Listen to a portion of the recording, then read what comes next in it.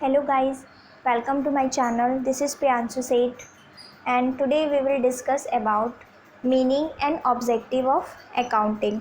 So let's begin. सबसे पहले हम ये देखते हैं कि हमें अकाउंटिंग की ज़रूरत क्यों होती है। अकाउंटिंग आपके जो कॉमर्स स्ट्रीम का इम्पॉर्टेंट सब्जेक्ट है और हम ये देखते हैं कि अकाउंटिंग की ज़रूरत क्यों होती है।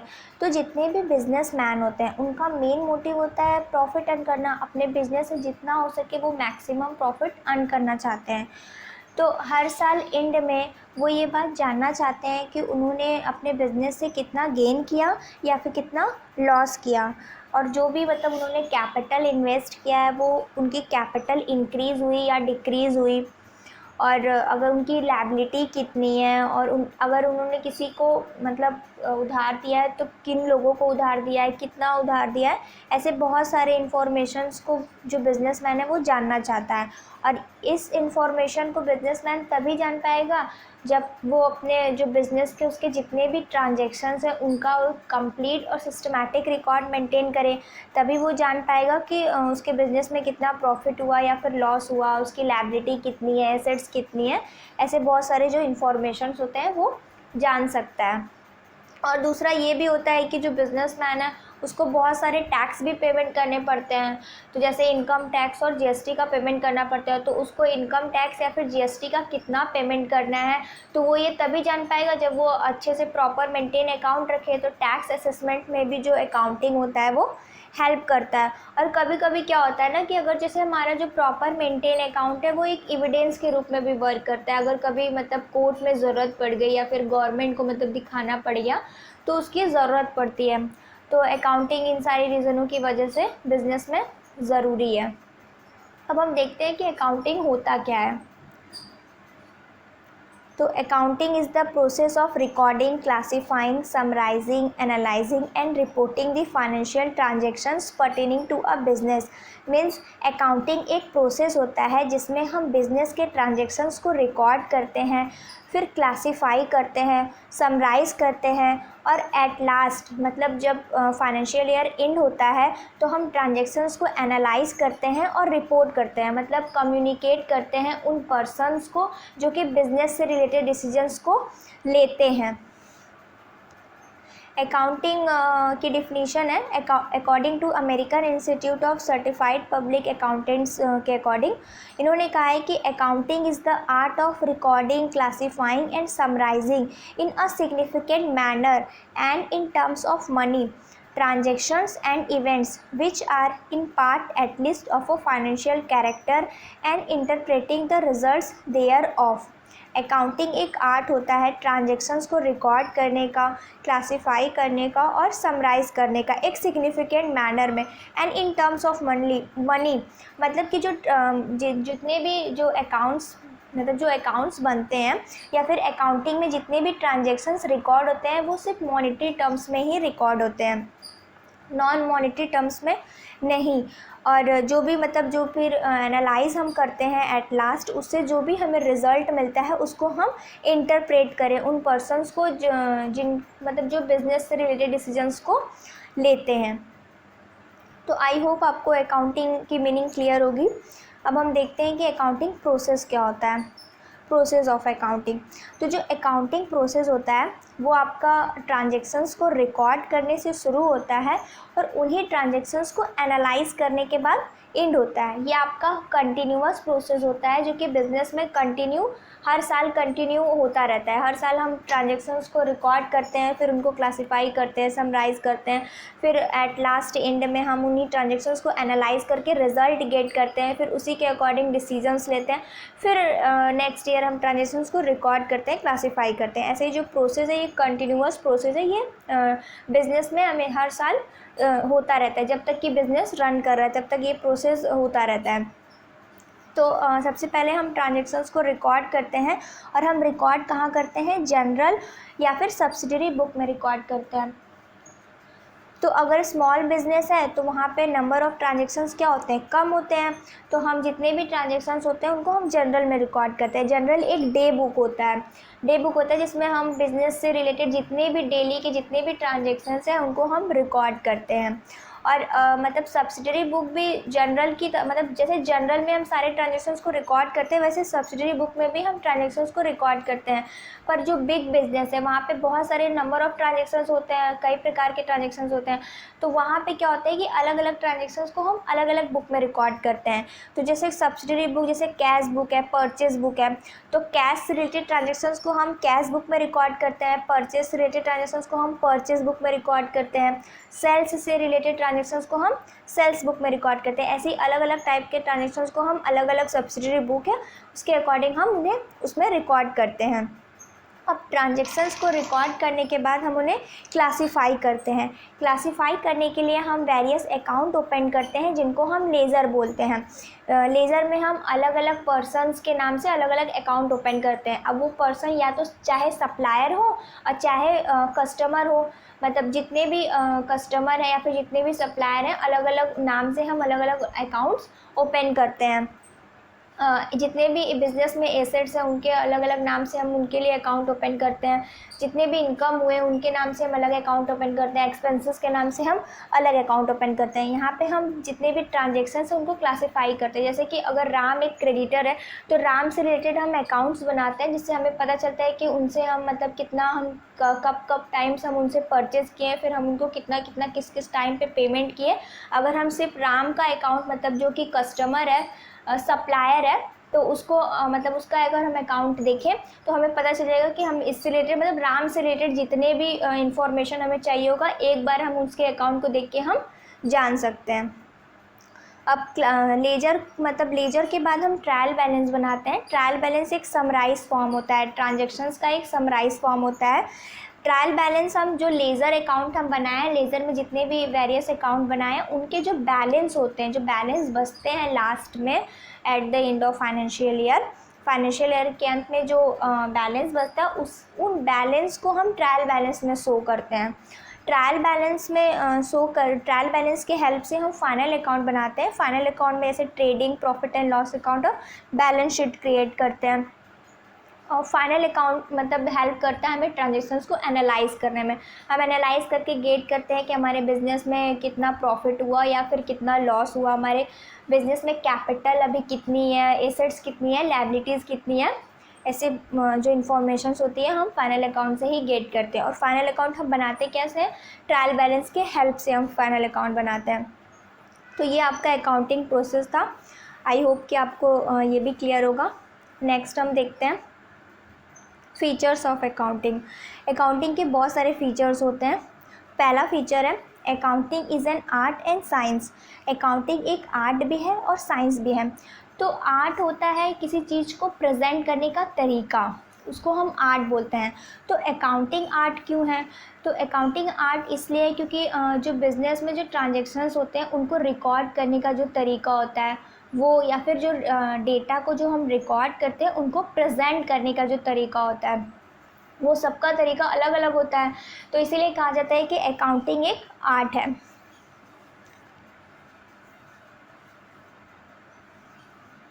अब accounting is an art and science. Accounting science भी है। तो साइंस क्यों है?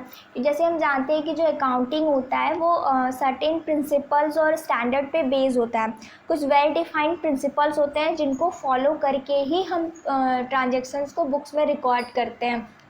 अभी आप प्रिंसिपल्स आगे पढ़ेंगे, आपके सिलेबस में है, तो आपको वहाँ पे पूरी डिटेल्स मिल जाएगी।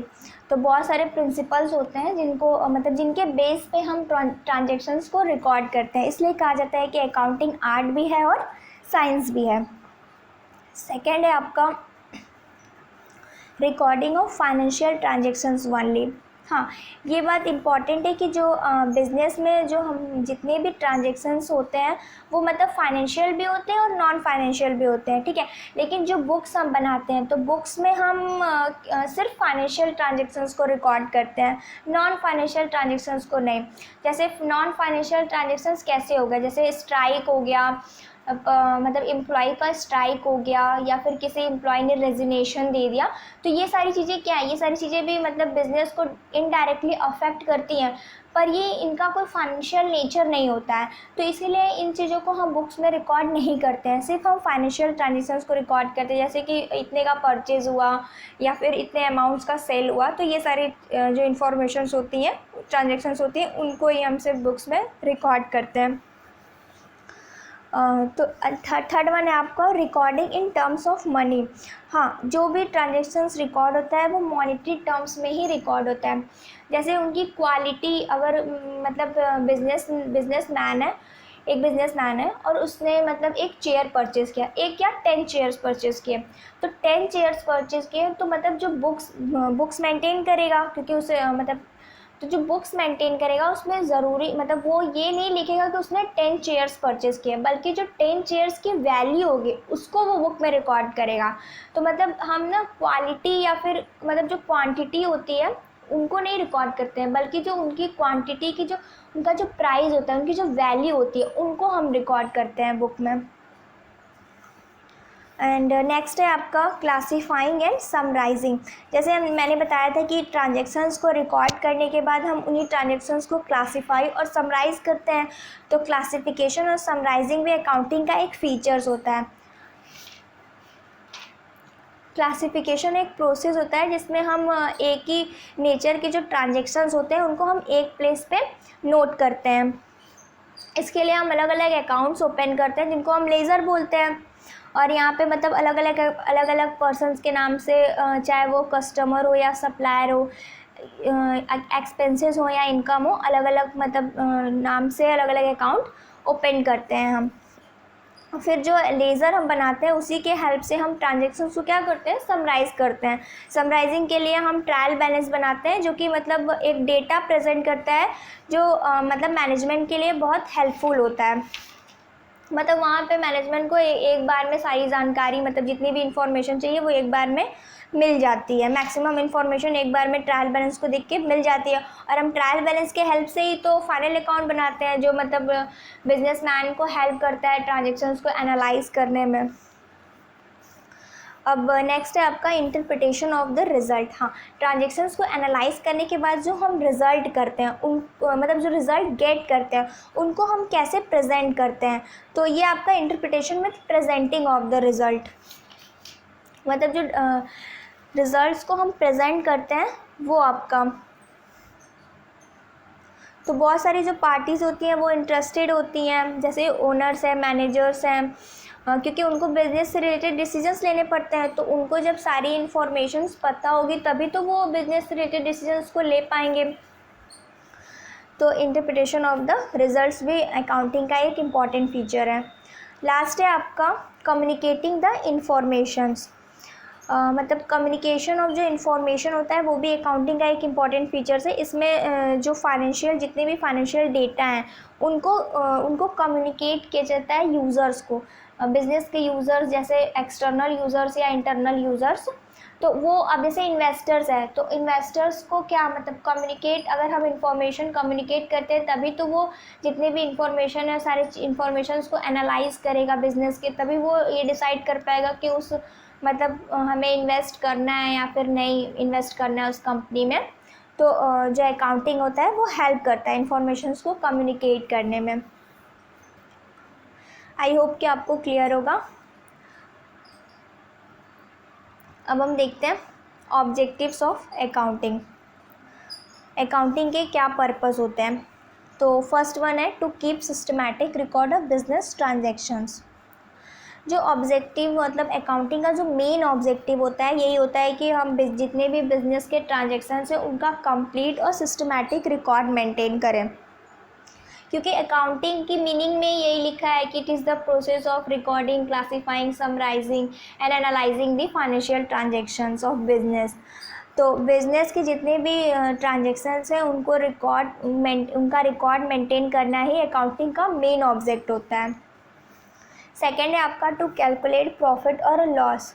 और जो मतलब जो सेकंड मेन ऑब्जेक्टिव होता है अकाउंटिंग का, वो प्रॉफिट एंड लॉस को एसरटेन करना होता है, क्योंकि बिजनेसमैन यही जानना चाहता है कि उसके बिजनेस में कितना प्रॉफिट हुआ या फिर कितना लॉस हुआ। तो मतलब प्रॉफिट और लॉस वो कैसे जान पाएगा? फाइनल अकाउंट प्रिपेयर करके। फाइनल अकाउंट में ट्रेडिंग और प्रॉफिट एंड लॉस को प्रिपेयर करके जो बिजनेसमैन है वो अपने बिजनेस के प्रॉफिट या फिर लॉस के बारे में वो जान सकता है। अब ट्रेडिंग अकाउंट अगर प्रिपेयर करता है तो उसको ग्रॉस प्रॉफिट की नॉलेज मिलेगी, मतलब उसके बिजनेस में ग्रॉस प्रॉफिट कितना हो या फिर ग्रॉस लॉस कितना हुआ। और ट्रेडिंग के हेल्प से, मतलब ग्रॉस प्रॉफिट के हेल्प से हम प्रॉफिट एंड लॉस अकाउंट बनाते हैं, और जिसमें हम गेट करते हैं कि नेट प्रॉफिट कितना हुआ या फिर नेट लॉस कितना हुआ। तो trading and profit and loss से प्रिपेयर करके जो बिजनेसमैन है वो प्रॉफिट एंड लॉस के बारे में जान सकता है अपने बिजनेस के। थर्ड है आपका to ascertain the financial position of the business. हाँ, बिजनेसमैन के लिए ये काफ़ी नहीं है कि उसे ये पता चल जाए कि हाँ मेरे बिजनेस में इतना प्रॉफिट हुआ या फिर इतना लॉस हुआ, बस ये काफ़ी नहीं है। बल्कि बिजनेसमैन ये भी जानना चाहता है कि उसके बिज़नेस की फाइनेंशियल पोजीशन क्या है, उसके बिज़नेस में करेंटली कितना एसेट्स है या फिर उनके एसेट्स की कितनी वैल्यू है, उनकी लायबिलिटी कितनी है, कितने लोगों को उनको पेमेंट करना है, उनकी कैपिटल क्या है, उनकी कैपिटल कितनी, उनकी कैपिटल इंक्रीज़ हुई या डिक्रीज़ हुई, क्रेडिट वर्थीनेस क्या है। तो ये सारी इंफॉर्मेशंस को एसरटेन करने के लिए भी मतलब जो अकाउंटिंग होता है वो हेल्पफुल होता है। Fourth one is to know the exact reason leading to net profit और लॉस। हाँ, ये अभी आपका इम्पॉर्टेंट है कि मतलब जैसे बिज़नेस में दो ही चीज़ होती है, या तो प्रॉफिट होता है या तो लॉस होता है। तो प्रॉफिट क्यों हुआ, किस रीज़न की वजह से प्रॉफिट हुआ, ये भी सारी इन्फॉर्मेशन हमें तभी मिल पाएगी जब हम सारी इन्फॉर्मेशन उसका सिस्टमैटिक रिकॉर्ड मेंटेन करें। तो बिजनेसमैन को ये पता चलता है कि किन किन रीज़नों की वजह से मतलब बिजनेसमैन को प्रॉफिट हुआ, ताकि उन रीज़न को लेकर फिर वो आगे भी मतलब प्रॉफिट गेन कर सके। या फिर अगर बिजनेस में लॉस हुआ तो फिर क्यों लॉस हुआ, जब वो रीज़न जानेगा तभी तो उस मतलब जो भी रीज़न है किस वजह से उसको लॉस हुआ तो उस चीज़ को वो फिर रिमूव करने की कोशिश करेगा, हटाने की कोशिश करेगा, कम करने की कोशिश करेगा, ताकि उसको बिजनेस में आगे लॉस ना हो। तो अकाउंटिंग हेल्प करता है एग्जैक्ट रीज़न जानने में, जो प्रॉफिट या लॉस हुआ उसका एग्जैक्ट रीज़न जानने में जो अकाउंटिंग होता है वो हेल्पफुल होता है। फिफ्थ है आपका to ascertain the progress of business from year to year. तो अब जैसे मतलब नेट प्रॉफिट हुआ या फिर नेट लॉस हुआ तो क्यों हुआ, मतलब तो ये सारे रीजंस के लिए भी मतलब अकाउंटिंग हेल्पफुल होता है। वैसे ही जो बिज़नेस में जो ईयर टू ईयर प्रोग्रेस हो रहे हैं या फिर क्या हो रहा है तो उनको एसरटेन करने में भी अकाउंटिंग हेल्पफुल होता है। हम मतलब एसरटेन कैसे करेंगे, एसरटेन मतलब कंपेयर करेंगे तभी मतलब इस जैसे प्रीवियस ईयर है तो प्रीवियस ईयर का करेंट ईयर के साथ कंपेयर करेंगे तभी हम एसरटेन कर पाएंगे कि हमारे बिजनेस में मतलब प्रोग्रेस हुआ या फिर क्या हुआ। तो एसरटेन तभी तो कर पाएंगे ना जब हम प्रीवियस ईयर का जितना भी इंफॉर्मेशन है उनको भी हम कलेक्ट करके रखे हो, प्रीवियस ईयर भी अकाउंट मेंटेन किए हो और इस साल भी प्रॉपर अकाउंट मेंटेन किए हो, तभी हम कंपेयर कर पाएंगे। पता चला कि हम इस साल तो प्रॉपर अकाउंट मेंटेन किया है पर प्रीवियस ईयर मतलब अकाउंट मेंटेन ही नहीं किया था, तो फिर कैसे बिजनेसमैन कंपेयर करेगा कि बिजनेस में क्या प्रोग्रेस हुआ या फिर नहीं, उसका प्रोग्रेस नहीं हुआ। तो ये सारी कैसे वो कंपेयर कर पाएगा। तो इसीलिए अकाउंटिंग मतलब ज़रूरी होता है, क्योंकि अकाउंटिंग का ही मतलब होता है कि सिस्टमैटिक रिकॉर्ड्स मेंटेन करना। तो प्रोग्रेस मतलब जो बिज़नेस में प्रोग्रेस है उनके लिए भी अकाउंटिंग हेल्पफुल होता है, बिज़नेस के प्रोग्रेस को जानने के लिए भी। सिक्स्थ है आपका to provide information to various parties. अब बिज़नेस के इंफॉर्मेशंस के लिए जो जितने भी पार्टीज़ होते हैं, बहुत सारे इंटरेस्टेड पार्टीज़ होते हैं, जैसे वो आपका ओनर्स है, क्रेडिटर्स हैं, इन्वेस्टर्स हैं, गवर्नमेंट है। तो इन सब को भी आपके बिज़नेस की इंफॉर्मेशंस तभी मिल पाएगी जब मतलब आप तभी ये लोग इंफॉर्मेशन जान पाएंगे जब आप एक सिस्टमैटिक रिकॉर्ड मेंटेन किए हों। क्योंकि लास्ट में मतलब एक फ़ीचर्स भी होता है, अकाउंटिंग का एक इम्पॉर्टेंट फ़ीचर भी है कि communicate the information to the users, मतलब इंफॉर्मेशंस को कम्युनिकेट करता है। तो जैसे कि जैसे ओनर्स है तो ओनर्स बिजनेस से रिलेटेड डिसीजंस तभी ले पाएगा जब वे सारे इन्फॉर्मेशन को चेक करेगा, सारे इन्फॉर्मेशन को देखेगा, तभी वो ले पाएगा कि हाँ अब हमें बिज़नेस में क्या नेक्स्ट ईयर क्या करना चाहिए, कैसे हम अपने बिज़नेस को प्रोग्रेस कर सकते हैं। या फिर अगर क्रेडिटर्स है तो क्रेडिटर्स बिज़नेस को लोन तभी देगा जब वो उसकी मतलब उस फाइनेंशियल पोजीशन को देगा कि हाँ भाई इसकी फाइनेंशियल पोजीशन अच्छी है, अगर हम इसे उधार देते हो तो ये फ्यूचर में उसका पेमेंट कर पाएगा, तभी वो लोन देगा। ऐसे ही इन्वेस्टर्स हैं, तो इन्वेस्टर्स बिजनेस में तभी इन्वेस्ट करेंगे जब ये बिज़नेस की प्रॉफिटेबिलिटी को चेक करेंगे कि हाँ इनकी जो प्रॉफिटेबिलिटी है वो इंक्रीजिंग है, डे बाय डे मतलब इनकी प्रॉफिटेबिलिटी इंक्रीज़ हो रही है, तभी वो इन्वेस्ट करेंगे। तो ये जो अकाउंटिंग होता है वो हेल्पफुल होता है इंफॉर्मेशन को कम्युनिकेट करने में वेरियस पार्टीज़ में। आज हम लोगों ने पढ़ा meaning of accounting, features of accounting, process of accounting and objectives of accounting. I hope कि आपको क्लियर होगा, और अगर आपको वीडियो पसंद आई हो तो प्लीज़ लाइक्स और सब्सक्राइब करना ना भूलें। Thank you.